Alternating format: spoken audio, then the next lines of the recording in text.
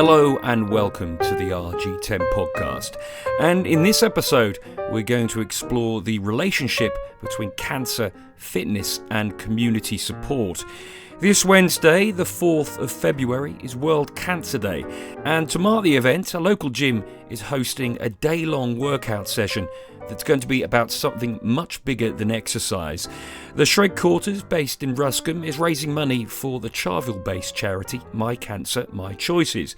I've been speaking to Karan Khela from the Shredquarters and Claire Rhodes, the charity's CEO. So we're a local charity that supports people across Berkshire who are living with cancer. We provide free complementary therapies to people throughout their cancer journey, from things like acupuncture, reflexology, massage, and then we also do some courses to help with their well-being as well, things like mindfulness, yoga, Pilates, because we want to support their health and well-being on their journey. Yeah, how much difference do you think does it make to people? What does choice mean for them, someone with a cancer diagnosis? Choice is so important. A lot of people find that when they're on the kind of cancer pathway through the medical treatment, that they are put on a conveyor belt. They're going through various consultant checks and blood tests and so on, and they have very little control over what's happening to them because they want to try and get through their treatment medically. And they just feel that lack of autonomy over what's happening to their body. And just coming to somewhere like My Cancer, My Choices, where they're treated as a person, not a diagnosis, makes such a difference. They're able to come in, have a cup of tea, talk about what's on their mind, as well as receive a treatment that is going to help them alleviate the side effects of their medical treatment. For example, acupuncture can help with the hot flushes that can be brought on by some of the hormone treatments. Massage or reflexology can help with the digestive issues for many people. So it really is kind of creating that holistic package around someone in addition to their medical treatments. Karan, if I could bring you in now, how did Shredquarters get involved in supporting My Cancer, My Choices? So just a bit of background on us, I guess. We are a community-based functional fitness facility. So we've been supporting people in the local area for over 5 years now with their health and well-being in a different way to, I guess, what My Cancer, My Choices does, I guess. But the two are interconnected. We, on a yearly basis, do a number of fundraisers and challenges, helping and supporting local charities, and we raised funds for My Cancer, My Choices previously in October as part of Battle Cancer, and leading on from there, we have a yearly fundraiser which we do in the gym for other cancer charities. But because we are now so close to My Cancer, My Choices, there are local charities, so we want to support them and for them to be our main fundraising charity this year. Can I add as well that we have people come and use our service that are members at Shredquarters, and so there is that connection as well that we have people in common. I guess, Karan, exercise can feel a bit daunting for someone after cancer. Is that the case?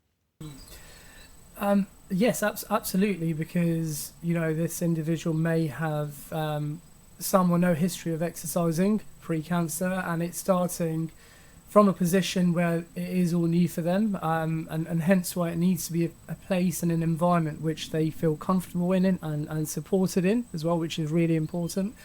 And the key thing, I guess, is that you're never alone. You're always supported throughout the process. It's not a conventional gym where you walk in and you're left to yourself and your devices.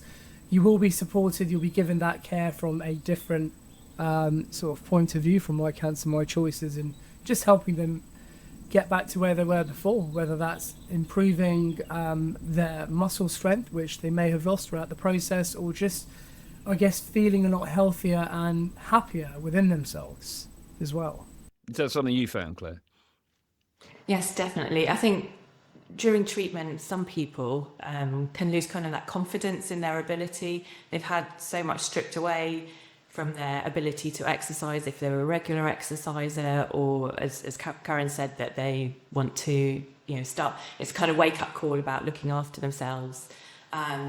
So easing back into a new lifestyle, finding, particularly perhaps after surgery, they're not sure if, for example, if you've had a breast removal, whether you'd be able to move your arm because of the scars, and just easing yourself back in and getting that confidence back in your own body and trusting it to do what you want it to do is so important, and something that's so valuable to people.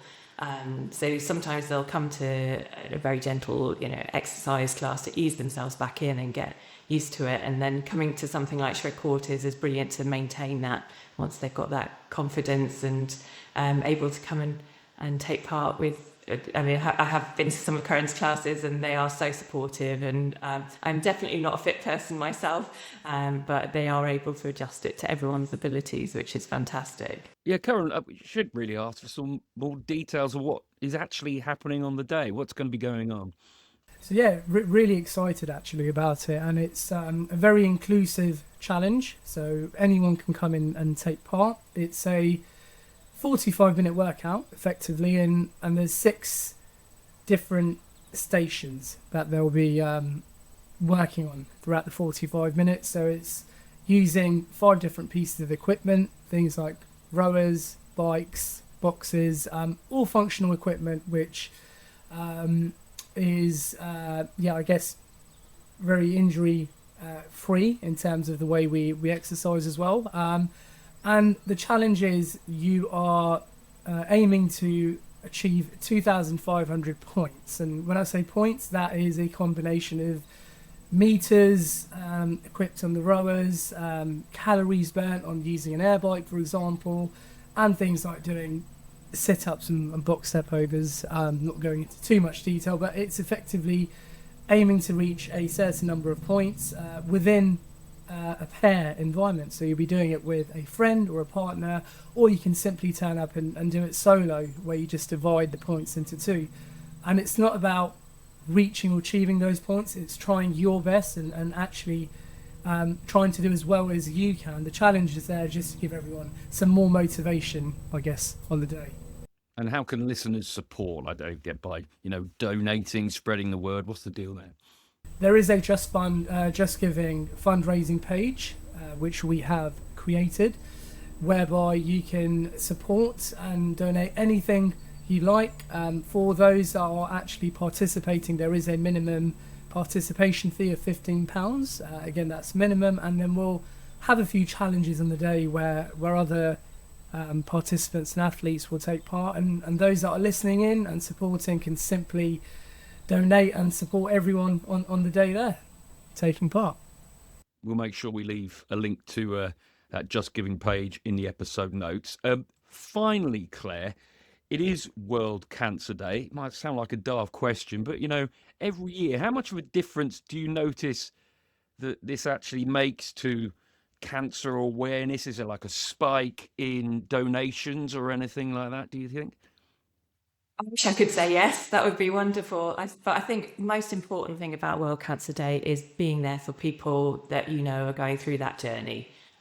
If people would like to donate to My Cancer, My Choices, or to the Shredquarters Just Giving page, that would be awesome. But use that day to reach out to someone. People often feel really isolated during their cancer journey. So if you know someone's going through that, or their partner is, just pick up that phone. I invite them out for a coffee, ask them how they're going, and just be there for someone with cancer. That was Claire Rhodes, CEO of the Charvil-based My Cancer, My Choices, and Karan Khela from the Shredquarters in Ruscombe. And as I said, you can find all the relevant links in the episode notes. Thanks for listening, or indeed watching the RG10 podcast. We'll be back in a couple of weeks, so keep an eye out for us on all the usual podcast platforms and also YouTube. Goodbye.